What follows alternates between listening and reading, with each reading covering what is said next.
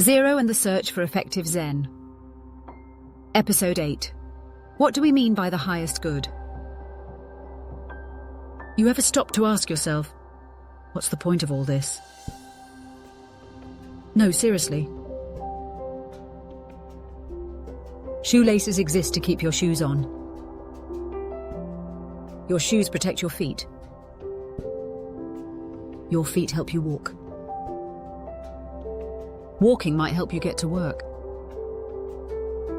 Work keeps a roof over your head. And on again, each activity feeding a higher good. But then what? At some point, you have to hit the last domino. The end of the line. That thing that exists for its own sake. Aristotle called this the highest good. And according to him, the highest good is something like happiness, or flourishing, or well-being. Sounds right?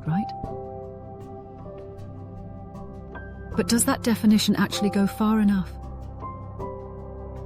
What if there's something more? Something beyond well-being?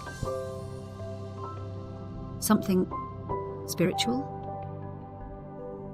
Recall that in our search for effective Zen, we have dropped back to examine the notion of spirituality as activities intended in the pursuit of the highest good.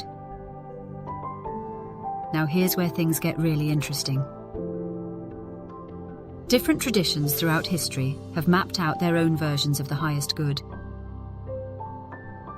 Christianity, Judaism, and Islam. An eternal life in heaven. Hinduism, union with Brahma. Shinto, magokoro, a pure and sincere heart. And if spirituality is the pursuit of the highest good, then each of these traditions is basically a blueprint for getting there. Christianity, then, is the set of spiritual activities aimed at an eternal afterlife. Hinduism, the set of spiritual activities aimed at union with Brahma. Shinto, the set of spiritual activities aimed at a pure heart. It's like every religion has its own representation of a highest good. But that raises a massive question. What about Buddhism? What is the highest good in Buddhism? Well, buckle up, because next time, we're tackling that head on. And so, for the next episode, the question is, what is the highest good in Buddhism?